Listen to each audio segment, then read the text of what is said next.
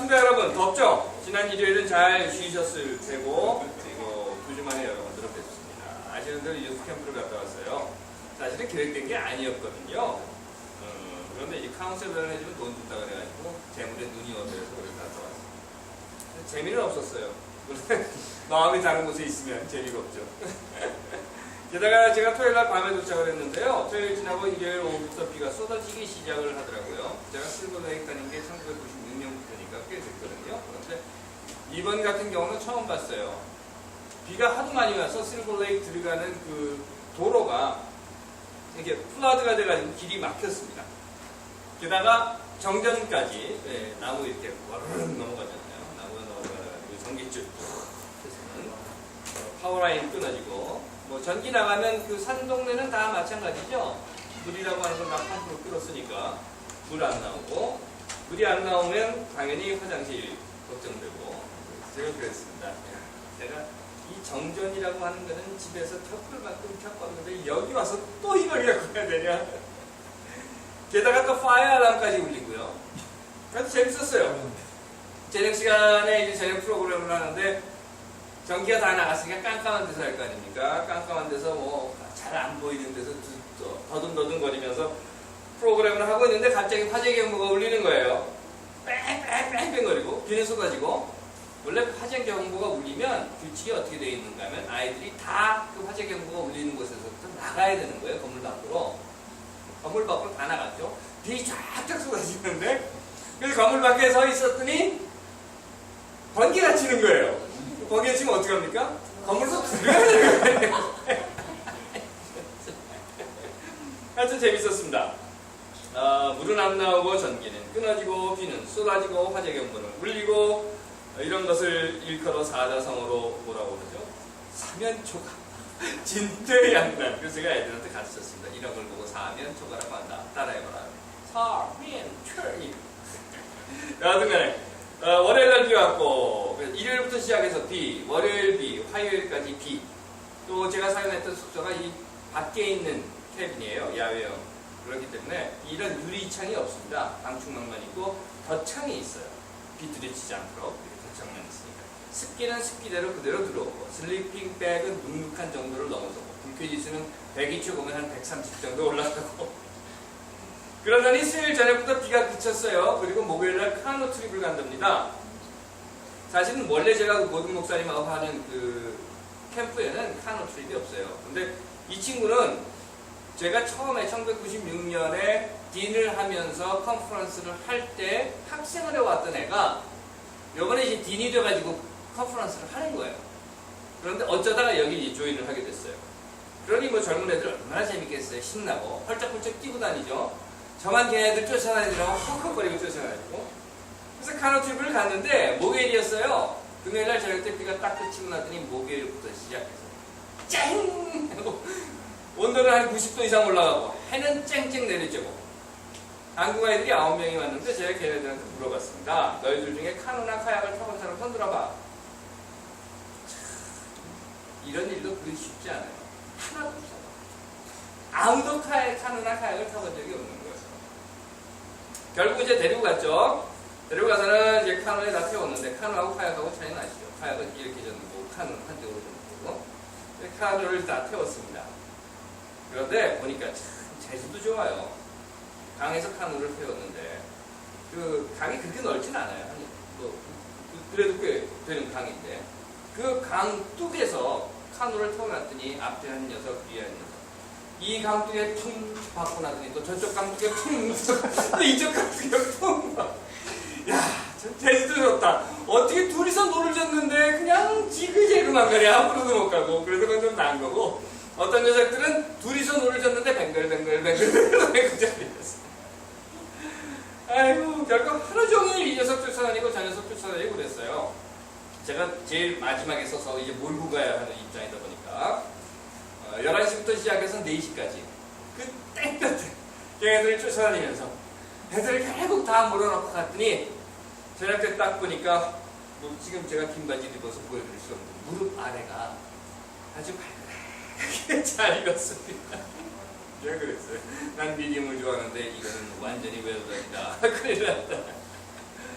여하튼간에 더군다나 그날 밤쯤 되니까 해나기 시작하면서 이 모기들이 날개를 다 말렸겠죠.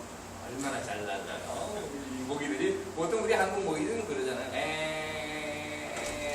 안고 그 다음에 침을 꽂고 얘네들 모기는 그렇진 않은 거예요. 며칠 굶었잖아요. 그러니까 침부터 딱 내고 이게 무슨 감이 가지고 여하튼 그렇게 하면서 다 했습니다. 애들은 재밌고 신났을 거예요. 땡볕에 농구도 하고 비 쫙쫙 맞으면서 축구하고 다니고 얼마나 좋겠어요. 호수에서 수영한다고 물 튀기고 놀고. 하지만 그 어른들이야 어떡하겠습니까? 퍽퍽거리고 쫓아내는 거죠. 그런데요, 제가 생각해봤어요. 미니하고 찬이가 갈 때쯤 되면 걱정 없을 거예요. 왜냐면 모기들도 먹을 만큼 먹었을 테고 그리고 날도 이제 많이 말라가지고 틱들도, 왜냐면 틱이 습기가 많으면 많아요. 그런데 날이 좋으면 틱들도 그렇게 밖에 나와 다니지는 못합니다. 그러니까 별로 걱정 안 해도 될 것 같고요. 또 찬이하고 미니는 야외 캐빈이 아니라 이렇게 윈터 캐빈이라고 집이 완전히 다 돼 있는데 거기에서 사용하니까 문제는 없을 것 같습니다. 재미는 없었지만 제가 워낙에 없으면 만드는 사람이라 결론은 뭔가 하면 잘 놀다가 왔습니다.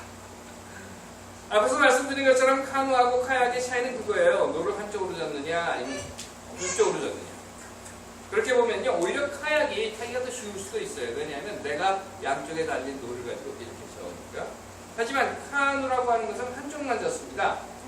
그래서 노 젓는 경험이 없으면 둘이나 또는 셋이 타고서 얘는 이쪽으로 젓고 쟤는 이쪽으로 젓고 뭐 똑같이 이쪽으로 잡으면 이쪽으로 돌아가고 막 이렇게 돼버리는 거예요. 결국은 왔다 갔다 하다가 정해진 방향으로 가지 못합니다. 물론 이제 강에서 타는 거니까 강물이 이렇게 흘러서 가만 앉아 있어도 그냥 배는 가기는 가요. 그런데 앞으로 가는 게 아니라 뭐 옆으로도 흘러가고 뒤로도 흘러가고 가기는 가지만 똑바른 방향으로 가기 위해서는 뱅글뱅글 돌지 않도록 어떻게 카누를 잘 탈 수 있는가 하는 것을 생각해 봐야 할 겁니다.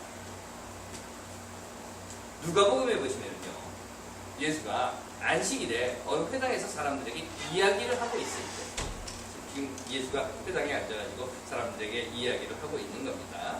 아직 예루살렘에 가기 전에 이야기를 하고 있는 그때에 바리새파 사람들이 와서 예수에게 이런 말을 했다고 해요. 뭐라고 했냐면, 빨리 여기를 떠나시오. 헤롯이 당신을 죽이려고 지금 옵니다. 당신을 죽이려고 당신 잡으러 다닙니다. 그래 빨리 여기를 떠나시오. 그랬다는 거예요. 여기서 헤롯이라고 하는 그 헤롯은 누군가 하면, 마태복음에 보시면은 예수가 태어났을 때 동방박사들이 뭐 가고 오고 뭐 이러면서 왕이 태어났다 그러니까 저거 다 죽여라 그랬다는 그 헤롯이 또 있어요. 그 헤롯의 아들입니다. 그 헤롯을 우리가 흔히 헤롯 대왕이라고 부르고, 지금 예수가 말을 전하고 있는 그 시대에 헤롯이 너희를 죽이려 올 거야 라고 하는 그 헤롯이 바로 헤롯 안티파스인데 아들이거든요. 여러분 잘 아시는 대로 역사를 이렇게 보시면 어쩌면 그리도 자식은 애비를 갚는지 그것도 못된 것만 빼닮아요. 박근혜를 보면 오늘은 박근혜 얘기하지 맙시다. 나도 너무 여기까지 끝. 여하튼 간에 그래서 바리새파 사람들이 예수에게 이야기하는 거예요. 빨리 도망가라 하고. 그래서 예수가 뭐라고 대답을 하는 거예요? 이렇게 대답을 해요. 너희들은 가서 그 여우에게, 헤롯을 여우라고 해요. 그 여우에게 가서 이렇게 말을 전해라. 내가 오늘과 내일은 귀신을 쫓아내고 병을 고치고 사람들을 돌보고 말을 전하고 내 할 일을 하다가 세 번째 날에는 제3일에는 완전해지거든요. 그러면서 이어서 예수가 그 바리새파 사람들에게 이런 말을 합니다. 오늘과 내일과 모레는 내가 내 갈 길을 가야 하는 것이고 선지자는 예루살렘 밖에서 죽는 것이다 하고 말을 마칩니다. 성서를 쓰다 보니까 이렇게 멋있게 선지자가 예루살렘 밖에서 죽는 법은 없느니라. 그러나 오늘과 내일과 모레는 내가 내 갈 길을 가야 하리라. 이렇게 했지만 제가 해석을 해보면 이런 것 같아요. 야, 까불지 마. 까불지 말고 끼어들지 마. 내까지 것이 아무리 덤벼든다고 해서, 아무리 개가 짖는다고 해서 열차가 멈추는 건 아니야. 나는 간다. 내 가야 할 길은 나는 간다. 내가 아무리 짖고 까불어도 내 할 것은 할 것이고 내 갈 길은 갈 것이고, 그리고 내가 가야 할 곳은 이미 정해져 있고 너 정도가 아니라 내가 지금 보려고 하는 것은, 내가 가려고 하는 것은 헤롯 너 정도가 아니라 예루살렘이다 라고 이야기하고 있는 거예요. 예수의 삶을 보면요, 물론 이제 공관복음서에 나와 있는 것을 근거로 해서 보면 예수의 삶이라고 하는 것은 갈릴리 나사렛에서부터 시작을 해서 예루살렘으로 내려가는 그런 삶이었어요. 갈릴리라고 하는 것은 변방이에요. 유다의 핵심 수도인 예루살렘으로부터 천대받은 지역입니다.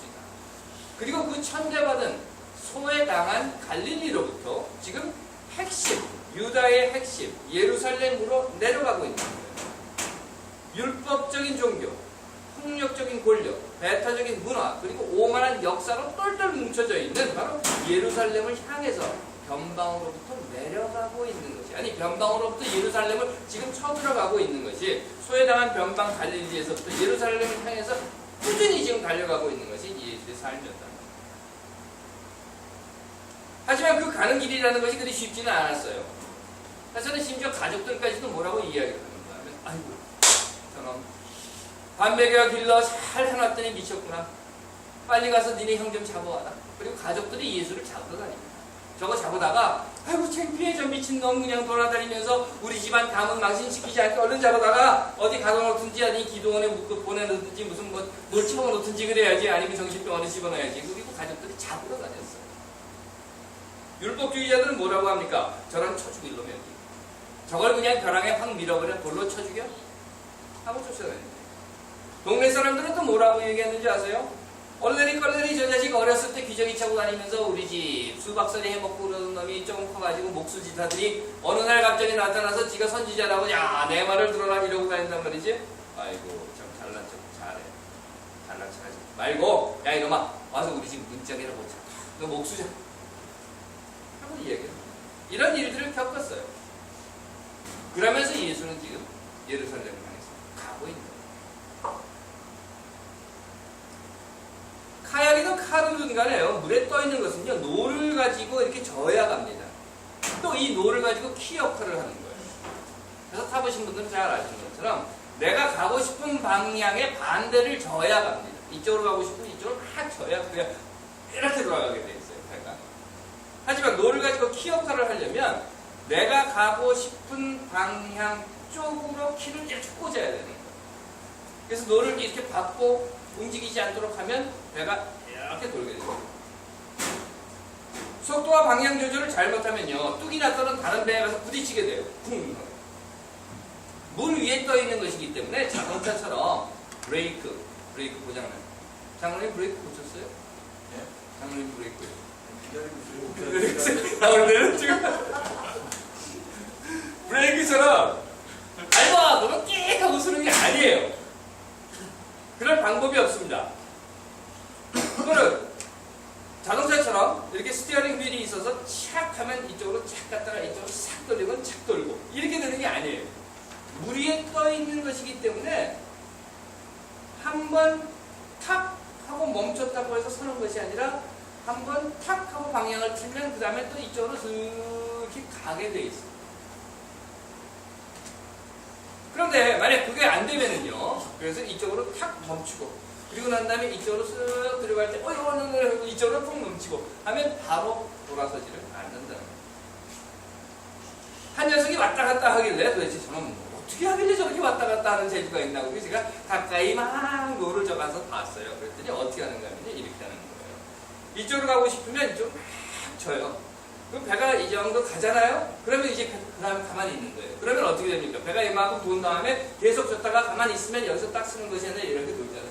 그러면 또 이쪽으로 막 줬는 거예요. 배가 이만큼 돌고 자기가 가고 싶은 쪽의 방향이 딱 나오면 그 다음에 멈춰요. 그럼 또 배가 이렇게 도는 거예요.